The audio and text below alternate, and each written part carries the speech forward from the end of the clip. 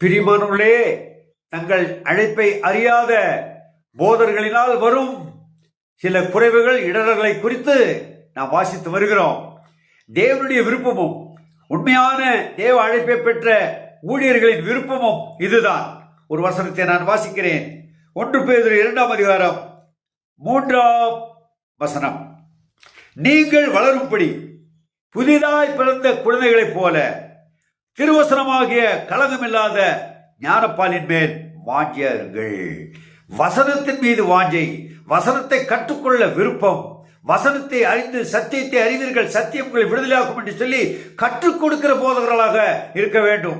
ஒரு பரிதாப நிலை, இந்த நாளிலே தங்களை காட்டிலும் சபை விசுவாசிகள் அதிகமாக வளர்ந்து விடுவார்களோ என்ற ஒரு பயத்தில் போதகர்கள் இருப்பதை நாம் அறியலாம். காரணம், அவர்கள் தேவனால் அழைக்கப்படவில்லை என்பதுதான் உண்மை. இதிலே மாற்றமில்லை, எந்த மாற்று கருத்தும் இல்லை.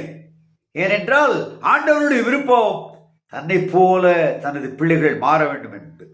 ஆனால் அதற்கு உதாரணமாக இன்னொரு வசனம், லூக்கா சுவிசேஷத்தில் 11ஆம் அதிகாரம் 52ஆம் வசனத்தில் ஆண்டவர் தானே சொல்லுகிறார். அந்த நியாய சாஸ்திரிகளை பார்த்து, லூக்கா 11:52, நியாய சாஸ்திரிகளே உங்களுக்கு ஐயோ, அறிவாகிய திருவுக்கோலை எடுத்துக்கொண்டீர்கள், நீங்களும் உட்பிரவேசிக்கிறதில்லை, உட்பிரவேசிக்கிறவர்களையும் தடை பண்ணுகிறீர்கள். இது நடக்கிறதா? இது நடந்து கொண்டிருக்கிறதா? இதை நாம் அறிவோமா? பல சபைகளிலே இப்படிப்பட்ட காரியங்கள் நடந்து கொண்டிருக்கிறது. அருமையான தேவ பிள்ளைகளே, இந்த கடைசி காலங்களிலே சத்திய வசனத்தை அறிய விடாதபடி தடை செய்வது அழைப்பை அறியாத போதவர்கள். ஆகவே அப்படி இல்லாதபடிக்கு நாம் கர்த்தருடைய வசனத்தை கற்றுக்கொண்டு அனைவரையும் தேறினவர்களாக மாற்ற வேண்டும் என்ற விருப்பமுள்ள உள்ளங்கள் கொண்ட போதர்களாக அப்படிப்பட்டவர்கள் மாற வேண்டும் என்று நாம் ஜெபிப்போம். தேவன் தாமே உங்கள் யாவரையும் ஆசீர்வதிப்பாராக.